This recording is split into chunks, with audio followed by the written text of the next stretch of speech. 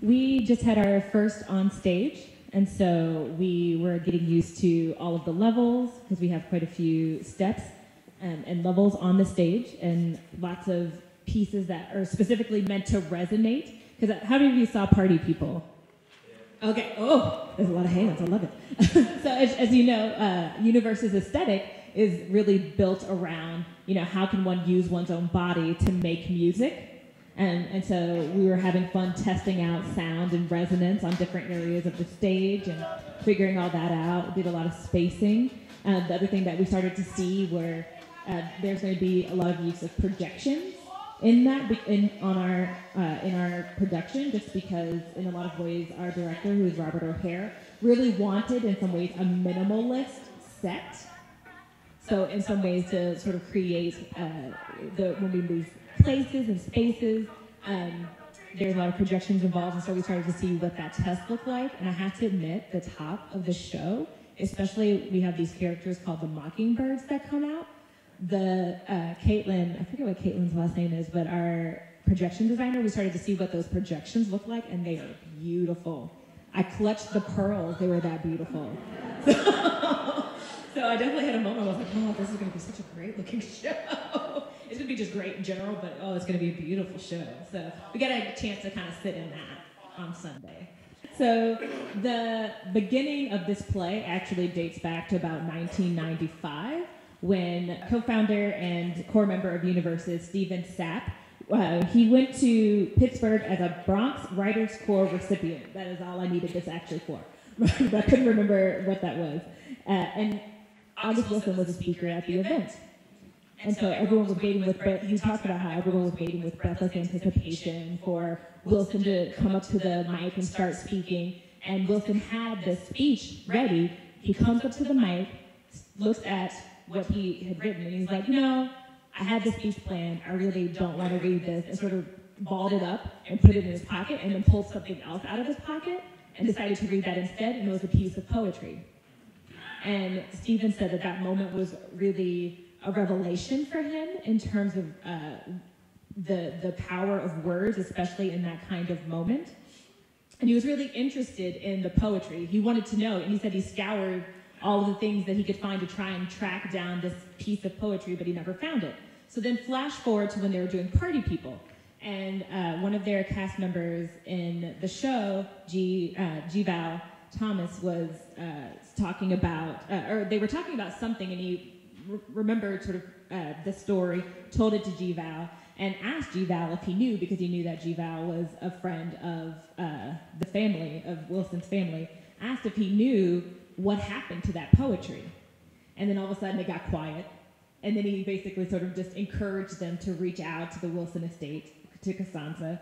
And so they did that, and next thing you know, they were in the Wilson's house, in the house, and they were looking through this poetry, and they found this treasure trove. Apparently there are boxes and boxes and boxes of this poetry that have been scribbled on things like the back of diner napkins, and on, just on like bits of things. And it's actually really kind of fun to track some of them, because some of them are typed out very nicely on a typewriter. You could tell when Wilson started working on a word processor. And then, so you kind of can track all of that from just things on handwritten to being word processed. And they spent time just sort of sorting through all of that. And essentially what they ended up kind of doing in order to structure this play was they started to notice that there were some major themes found in these poems. And so they kind of started grouping them according to that. And they took about 225 of what Stephen calls gifts of poetry back and brought them back here, and then started using that to create what is now the show. So, and not all of those poems, not all 225 made it into. But there are a couple central ones. You want to talk about the one that sort of creates the frame for the story? Yes, can you talk about that one? There's a poem called The Identification of the Seven Terrors, and essentially it's a quite lovely poem, but it talks about these seven terrors, and essentially they crafted the terrors that are in the scene. Because wait a minute, maybe should I just go ahead and talk a little bit about the sort of premise of the play? Does everyone know what the play is about, or the musical is about? Okay, so we need to know a lot. But okay. You started it. You got to finish. Now I got to finish it. Okay. So very quickly, there's a poet who passes away and leaves this trunk of items to his apprentice. And locked in the trunk are essentially things that happened that the poet never really dealt with in his life, but sort of put them into words, into poetry, and then locked them away. And so he asked that the apprentice destroys it, but of course, there's nothing dramatically exciting about the apprentice actually destroying the trunk. So you can take a good guess. Yeah, we've all been in plays. Don't do that. Exactly. Of course, we're going to do that. Exactly. Right, yes. So of course, what happens? Apprentice opens it, and with that, these 7 terrors emerge from the trunk. And so, and then what you hear is this poem, the identification of the 7 terrors, and essentially they use the description that Wilson wrote in this poem to craft all of these characters. And so, and now, and the universe has assigned all of these terrors names, but they're not necessarily named as such in the poem. But like the first terror is all hips and legs or something like that, and I'm gonna misquote it, so I'm not even gonna try. But essentially that's where all of our 7 characters come from. And then essentially what the poet has to do is wrestle with the thing that made them terrors in the first place. And he has to go through this emotional journey with the apprentice, and he has to kind of put them back into the trunk in order for him to enjoy his afterlife. So that is the premise of the play. Just to kind of go a little bit more about sort of form regarding this piece, because many of us do know of universes because we had seen Party People, so there's some similarities in kind of style of, right? Mm-hmm. So can you talk a little bit also about the integration of music and sort of movement that's happening in the piece that's just sort of as part of their sort of signature? You were talking about the opening. Anybody remember that opening of Party People? That sort of a spectacular 20-minute kind of intro, sort of setting the stage, literally, kind of all the kinds of theatrical devices and what the story was going to be about. I mean, it was really kind of one of the ways that they kind of start pieces. Would you say there's sort of a similar thing going on here, A, and B, can you sort of talk a little bit more about kind of how music is evolving in complement to poetry? Sure. I would say that we actually sort of start off, in some respects, more like a traditional play. It actually takes a little while before we get to our first little bit of music. But once the music starts, it doesn't stop. All the terrors have songs attached to them and story elements attached to them, as well as songs that sort of become the connective tissue sometimes between encountering the terrors. So, like I said, once that music ball starts, we just keep rolling right into that.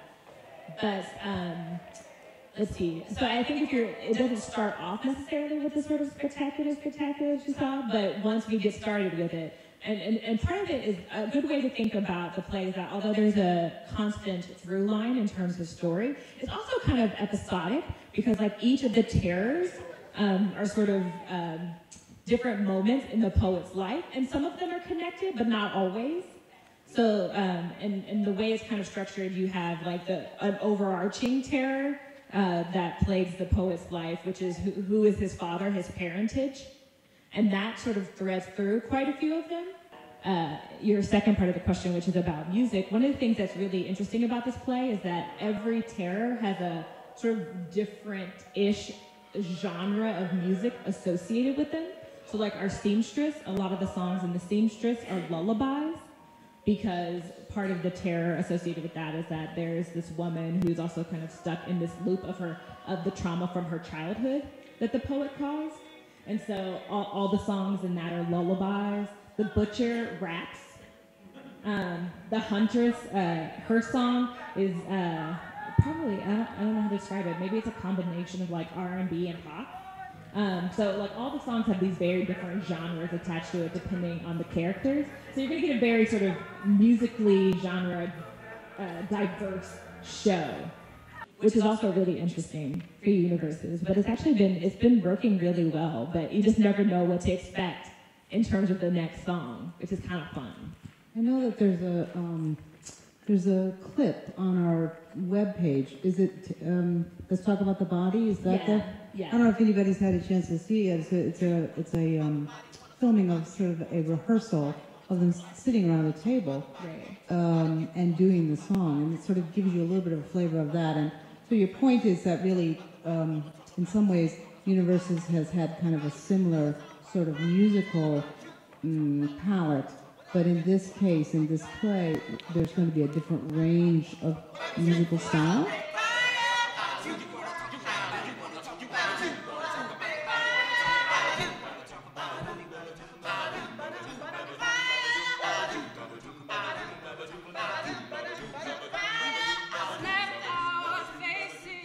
Yeah, and I think actually listening to that will give you a bit of a sampling of that.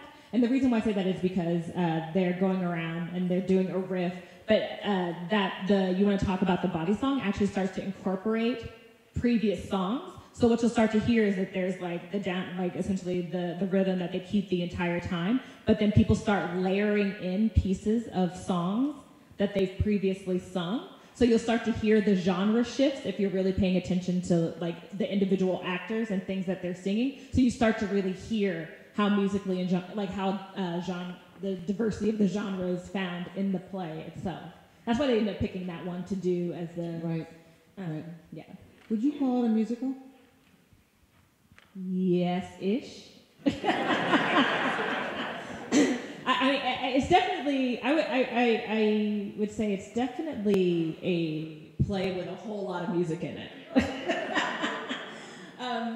I would say it's kind of weird. It's almost in between. If you could imagine, if you think in your head what a play with music is, and then what a musical is, whatever's in the middle of that is where we are.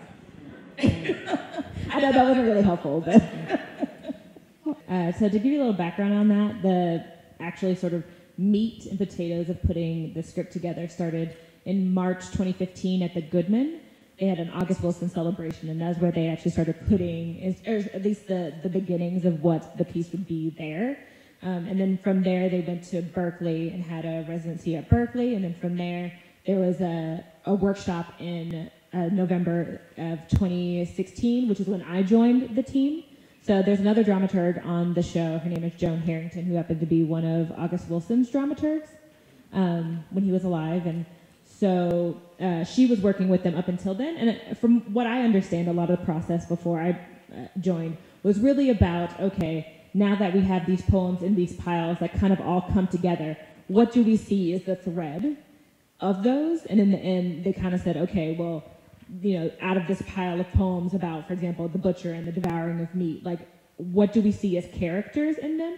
And one thing that I find very interesting, starting to look back at the source text of the poems, one of the things that's just so amazing and brilliant for a Wilson junkie like myself is starting to see places where you could see the beginnings of characters that ended up in his plays in these poems. Like, one of my favorite moments is that there's a line in one of the poems, I forget the title of the poem, but the poem talks about dancing a waltz that'll make you dizzy. And my first thought was that line from Fences where Rose talks about how Troy, that whole waltzing and with Troy moment popped up into my head. And then there are other pieces where you hear lines of those poems and you're like, and the first thing you do, your mind just moves automatically to this play, to a play of his. So that was another thing that they kind of took into consideration as they were putting together these things. Like, if there's any particular line that harkens to a character in a Wilson play, do you sort of pay homage to that in some respect in the character that is created? And so one of the things that's kind of fun is that the character that has the poem talking about a waltz that'll make you dizzy ends up, her title, the character's name is Mama. And in some ways, if you look at her, there are aspects, not completely, but there are aspects of her personality that make you think of Rose from Fences. So it's just so that was kind of how they started to put together these things. And really, in some ways, things were shaped and shaped and shaped, but it wasn't really until we got the actors into our workshop where they started taking some of that and making it their own and really sort of crafting a character. So a lot of the actors who are in the show, their work and labor, in that spirit of ensemble and company that Universal loves to do, and rightfully so, because they're very brilliant at it. You can see the pieces like Rodney's blacksmith character is just Rodney threw the best of himself into this role. So if you can imagine seeing Rodney, Rodney's last name's Gardner, Rodney and the best of his sort of performance skills, like you will see a lot of that in the show because they really gave him the latitude to make it his. There are lines that were changed in order to allow him to embrace, and everyone really to embrace what they could bring to the table in that. So it's actually just a really fun amalgamation. And it's so great because of the collaborative spirit in the room. There are places that like I can see where something I've said has affected what we're doing. You know, everyone has had, you know, an opportunity to help shape it. And of course, you know, as a result, you know, in a process like that where you have like a million cooks in the kitchen, sometimes some salad gets thrown and it gets a little messy. But in the end, we've also enjoyed the process so much. We're a huge family now.